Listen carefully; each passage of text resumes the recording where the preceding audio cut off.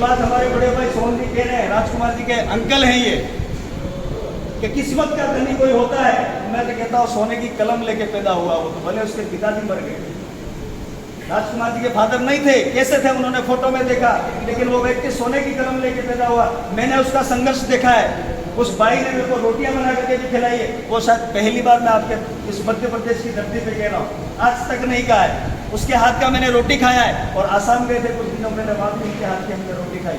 एक थे तो एक आदमी जीता, कभी जीते तो 2 आदमी जीते।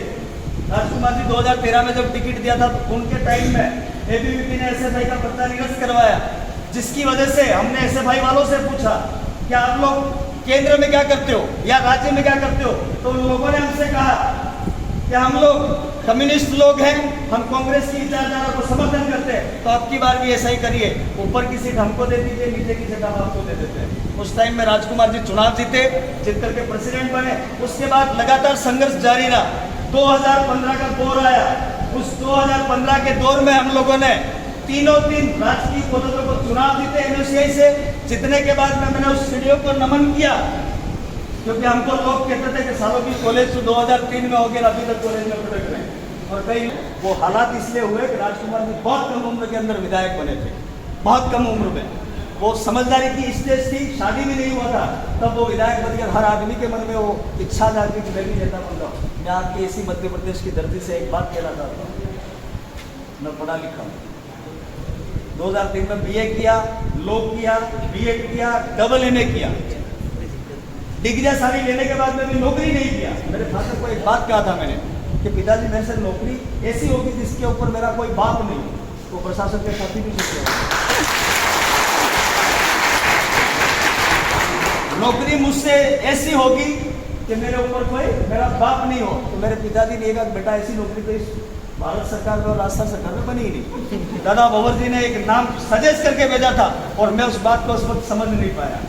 हुआ तो होता क्या है, उस टाइम फिर लास्ट में कांति भाई ने कहा कि यार एक नाम मैं भी बता देता हूँ जो हम सोच के लाए, संतोष भाई अच्छा लगे तो बोल दीजिएगा।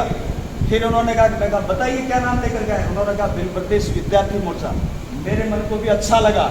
उस टाइम उसी कॉलेज के अंदर 1000 बच्चों के अंदर बैठ करके मेरे मुंह से इस शब्द पे कह करके मैं वहाँ से, उस टाइम में मेरे पास वरना गाड़ी थी, वही लेकर के मैं बॉम्बे निकल गया था घूमने, क्योंकि मेरा सपना पूरा हो गया था ना। कम से कम मैं जो सोचता था वो आज से शुरुआत हो जाएगी। जो हमारा कैंडिडेट 2016 का था उमेश मीणा, उसी को उस दल से बिल प्रदेश से हमने खड़ा किया, आर्थिक सहयोग करके निकला था। और उस टाइम एनयूसीआई के कुछ पदाधिकारी, जिनमें आपके कुछ साथी जानते होंगे, ताराचंद मगोरा एमपी हुआ करते थे, उन्होंने जीत करके एक लड़की को खड़ा किया। उसकी बहन बड़ी, उसको थोड़े दिनों पहले हमने प्रधान बनाया था। आपकी आगे कहते मुझे नहीं ध्यान है, पंचायत जनपद होते हैं वो मिलकर के एक प्रधान बनाते हैं। तो उस टाइम उस बहन को हमने प्रधान में बनाया था, उसकी छोटी बहन को खड़ा कर दिया। मैं सूरत से रिटर्न हुआ गाड़ी लेकर के, जब मेरे पास मैसेज आया, क्योंकि उस टाइम हमने कह दिया था आज के बाद में एनयूसीआई बिल प्रदेश विद्यार्थी मोर्चा के नाम से जाना जाएगा। और आज आपके बीच में मध्य प्रदेश की धरती पर एक बात और कह रहा हूँ, आज से आपका ACS बिल प्रदेश विद्यार्थी मोर्चा के नाम।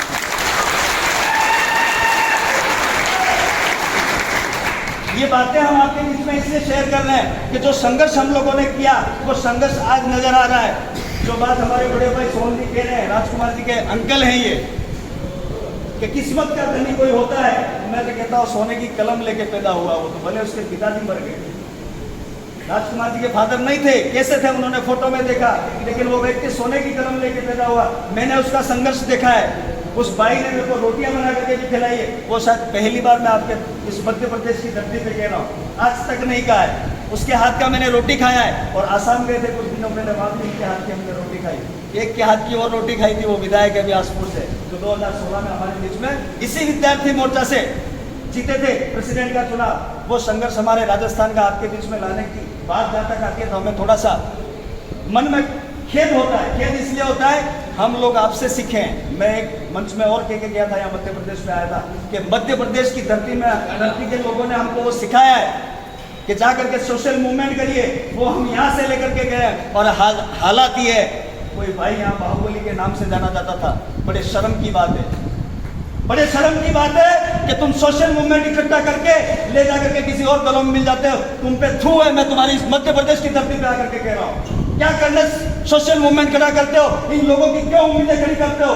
थोड़े दिनों पहले ये बालू सिंह जी गामड़ के चुनाव प्रचार में आए थे, यहाँ मूवमेंट ही नजर नहीं आ रहा था। हम 4-5 भाई है मूवमेंट खड़ा करके गए, कोई बात नहीं, बालू सिंह जी गामड़ चुनाव हार गए, लेकिन एक रिप्रेजेंट जो कहना था देना था वो हमने दिया। और आने वाले वक्त में इन्हीं के जैसे भाई संसद में जाएंगे, इन्हीं के जैसे भाई, एक तो भेज दिया आपके कमलेश्वर जी आपके बीच में आने वाले थे, अभी रास्ते में हमारी बात हुई थी, पता नहीं किन कारणों की वजह से वो नहीं आए। ये भाई सरपंच साहब बैठे हैं, चाहे चंदू भाई चले गए, 1-2 साथी रात को मेरे पास में आए थे, यार कमलेश्वर जी को टिकट दिलाने दादा को कह तो दीजिएगा ही। हमको नहीं लगता था कि आप लोग चुनाव जितवाओगे, लेकिन आपने एक बदलाव, एक भाई को तुमने भोपाल भेजा, उस भाई ने जाकर के आज आपके यहाँ के हालात और उन चीजों को बोला। अब मुझे एक चीज का जवाब दीजिए, आप में से कितने लोग नेता बनना चाहते?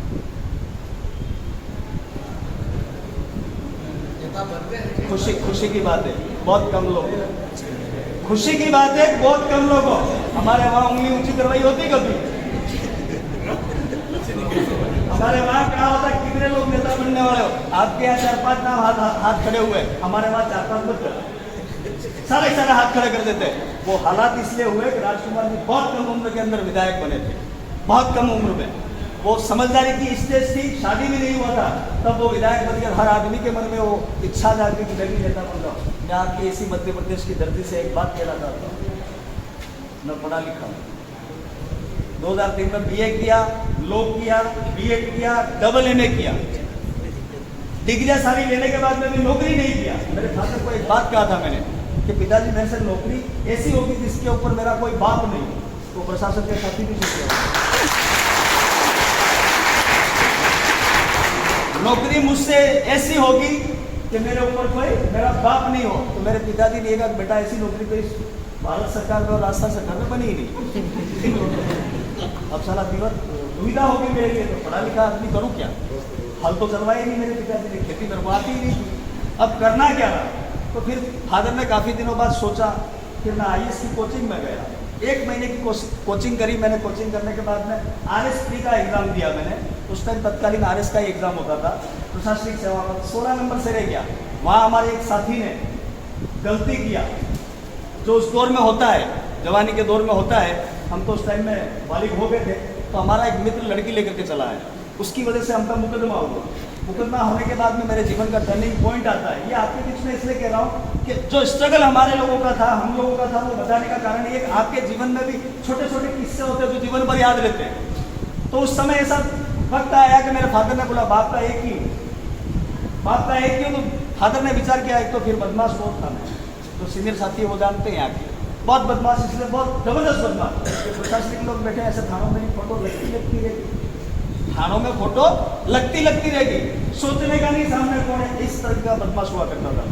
जीवन में बदलाव कैसे आता है? फादर ने शादी करा दिया, शादी कराने के बाद में जानते हो घरवाली आती है, फिर कच्चत बढ़ी जाती है। फिर उसके कपड़े लगते तो वो लाते नहीं है, उसके जो नाज नखरे होते हैं वो भी वो तो उठाते नहीं है। तो फिर फादर ने कहा अब बेटा कुछ न कुछ तो करना पड़ेगा। मैंने कहा नौकरी तो करूँगा नहीं, पहले ही कह दिया आपको मेरे ऊपर कोई बैठने वाला नहीं होना चाहिए। फिर उस टाइम में फादर ने उन्हीं के डिपार्टमेंट में एक काम था वो सौंपा, और कहते हुए सौंपा कि बेटा तेरा बाप ही सब कुछ है उसके ऊपर। मैंने कहा ये नौकरी मेरे से जरूर होगी। वो लाइन गलत था, मेरे फादर उस विभाग में थे, उस वजह से वो लाइन मैंने डिसाइड तो नहीं किया, लेकिन चला गया, वो भी दूर 40 किलोमीटर दूर है डूंगरपुर से, उस लाइन के अंदर गया। जिस बारे में ये बिल प्रदेश के सारे लोग बोलते हैं, और आज आपके बीच में ये देना चाहता हूँ कि जितना अनुसूचित क्षेत्र इस एरिया में रहता है, चाहे वो राजस्थान, गुजरात, महाराष्ट्र, मध्य प्रदेश हो, वहाँ जितनी वैध दारू की दुकानें चलती हो, सारी की सारी दारू की दुकानें बंद हो जानी चाहिए। आप जितने बैठो, एक घर से एक बेटा तो जरूर नौकरी लग जाए। यह हम लोग मुहिम लेकर चल रहे हैं। 2017 में इसी लाइन को छोड़ करके दिन के 25-30 हज़ार रुपये कमाना छोड़ करके मैं इस मूवमेंट में वापस जुड़ा। ये भाई ने फोन किया, आजा, कितने दिन दूर रहेगा ये? भंवर जी ने टेलीफोन किया, दो भंवर दादा बेचारी गुरु कहते हो। आज ये मध्य प्रदेश की धरती पर पता नहीं कहने को मन कर गया, मैं कहता नहीं हूँ, लेकिन आज कहने को मन करता है, क्योंकि यहीं से सीख के गए थे। 98 में आपके यहाँ से हम सोशल मूवमेंट लेके गए थे, और आज हम वापिस आपको एक मूवमेंट देने आए। इस मूवमेंट की कदर करोगे कि नहीं करोगे? करेंगे। बाहुबली जैसे तो नहीं करोगे? बहुत फोटो देखे हमने। महेंद्र भाई वहाँ आकर के बहुत बोलते थे, मैं तो नाम लेने से भी नहीं घबराता। आपके विधायक महोदय का भी नाम किया था ये बालू सिंह जी गामड़ के चुनाव। मैं एक के चले जाने से समाज नहीं रुक जाता है। एक के मर जाने से परिवार नहीं रुक जाता है। तो मैं तो महेंद्र भाई से भी कहना चाहता हूँ, वहाँ के हीरो बने थे, अब मंच नहीं मिलेगा आदिवासी परिवार। या आपकी मध्य प्रदेश की धरती से कह रहा हूँ, किसी को बुरा लगे जाके कह देना, अब मंच नहीं मिलेगा। हर वो व्यक्ति जो समाज को बेचने का काम करता है, हर वो व्यक्ति आपकी उम्मीदों को बेचने का काम करता है, उन व्यक्तियों को आज के बाद में आदिवासी परिवार कभी माफ नहीं करेगा। ये हम आपके बीच में हमने एक सपना देखा है, हमने वो सपना देखा है कि मैं तो आईएएस नहीं बन पाया, लेकिन आप जो मेरी बेटियों की उम्र की बैठी हुई हो, मेरे बेटे का उम्र के बैठे हुए, आप जरूर आईएएस बनिएगा। उस सिस्टम में जाकर के, उस कुर्सी में जाकर के इस कम्युनिटी के बारे में सोचिएगा, जो कम्युनिटी आज तक दबाने का काम कर रही है, चाहे वो नेशनल पार्टी कांग्रेस हो, चाहे वो नेशनल पार्टी बीजेपी हो। इन कम्युनिटी, दोनों पार्टियों के लोगों ने हमारी कम्युनिटी के साथ में, दलित लोगों के साथ में, दलित लोगों के साथ में, माइनॉरिटी के लोगों के साथ में, एससी के लोगों के साथ में हमेशा गलत किया है। हम आपके बीच में आज विद्यार्थी मोर्चा का गठन करना है, लेकिन मैं तो संदेश लेकर के आया हूँ, जब आप बड़े हों, आपका परिवार चलाने लायक हो जाए, मैं तो सरकार के जितने भी नुमाइंदे, आपके यहाँ बीजेपी की सरकार है, हमारे यहाँ बीजेपी की सरकार है, केंद्र में बीजेपी की सरकार है, अगर देना ही चाहते हो, फ्री का अनाज देना बंद कर दीजिए। देना ही चाहते हो, नरेगा बंद कर दीजिए। मेरे भी घरवाली सरपंच है, फिर भी मैं कह रहा हूँ, नरेगा बंद कर दीजिए, जिसके माध्यम से समाज जिंदा रहता है। इसलिए कह रहा हूँ, ये नरेगा आने के बाद में हमारे लोग आलसी हो गए, काम ही नहीं करते, उसके भरोसे रहते। और नरेगा में मिलता क्या, 265 रुपया। आज आपकी दिहाड़ी 265 रुपए की, आप सोचिए, एक किसी के वहाँ प्राइवेट काम पे जाते हो 500 रुपया दिहाड़ी मिलता है आपको, और दे क्या रही है सरकार 265, इसके नाम अनाज मिलता है। अरे अनाज तो तुम पकाने वाले लोग हो, अनाज पकाने वालों को अनाज दे करके क्या करना चाहते हैं ये सरकार, ये हमको बताए, जवाब दे। हम तो ये कहना चाहते हैं, देना ही तो शिक्षा फ्री करिए, देना ही तो स्वास्थ्य फ्री करिए, और इस समाज को मजबूत बनाइए। अगर आप देना ही चाहते हो और देना चाहते हो, हर घर में एक बेटा पढ़ा लिखा, हर घर में एक बेटी पढ़ी लिखी, उसको नौकरी दे दीजिए बिना कंपटीशन। तो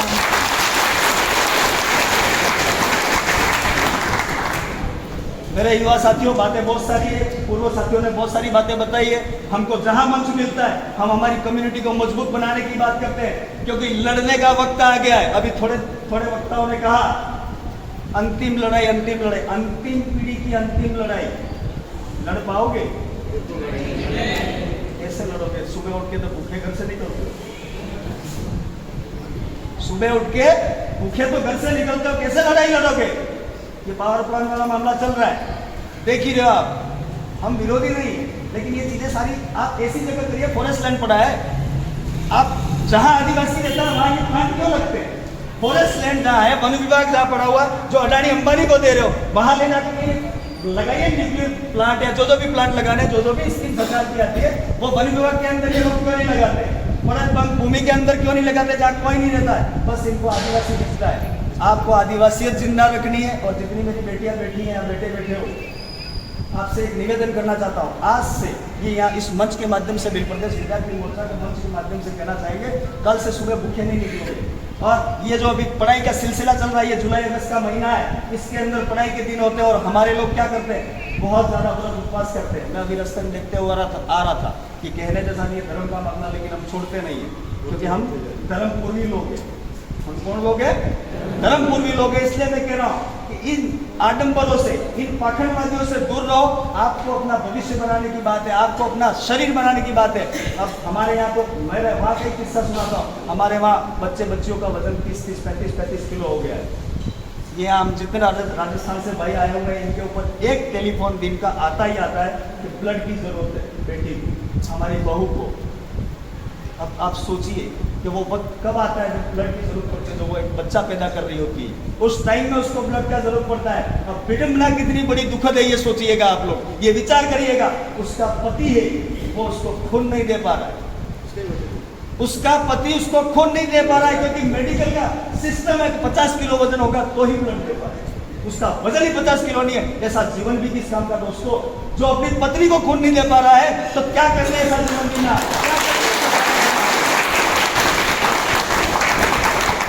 ये हम आपके बीच में कहने के लिए आए। अभी जो ये व्रत उपवास आएंगे, अभी मत करिए, करना ही है 365 दिन करना, लेकिन नौकरी लगने के बाद करना। व्रत उपवास के विरोधी नहीं है, हम किसी धर्म के विरोधी नहीं है। जिसको मानना है मानो, हमें कोई आपत्ति नहीं है, किसी को गाली देने के लिए हम तैयार नहीं है, लेकिन हम जिसको मान रहे हैं उसको रोकने वाले आप लोग कौन होते हो? हम प्रकृति को मानने वाले लोग हैं, प्रकृति पूजक लोग हैं। हमारी देवी देवता है, हमारे कुल देवी कुल देवता है, उनको अगर हम लोग मानते हैं तो तुमको तुम्हारे पेट में मरोड़े क्यों आती है? हम ये थोड़ी कह रहे तुम्हारे मंदिरों में हमारे लोग नहीं आए, तुम्हारे लोग नहीं आए। हम किसी के विरोधी नहीं है, लेकिन हमारे जब बच्चे का एक पौधा भी लगाते हो ना, अभी पौधे लगाने के दिन है, एक पौधा लगाते हो, अगर उसको पानी नहीं दोगे क्या होगा? आज का वो 5-5 रुपए 10-10 रुपए के चिप्स खाते हैं, कॉलेज के आगे मिलते हैं, स्कूल के आगे मिलते हैं, कुरकुरे खाते हैं। वो दादा कहते रहते हैं हर बार चिंतन शिविरों में, हम भी इसको आज से नहीं, हम सालों से कह रहे हैं कि सवेरे उठकर कम से कम एक रोटी तो खा करके आप कॉलेज स्कूल जाइए, तो मजबूत रहोगे, तो लड़ाई लड़ोगे। अभी सबने कह दिया लड़ाई लड़ लेंगे, लड़ाई लड़नी अपने को, लड़ाई दिमाग से लड़नी है, शरीर से नहीं लड़नी है, लेकिन मजबूत तो रहना पड़ेगा कि नहीं रहना पड़ेगा?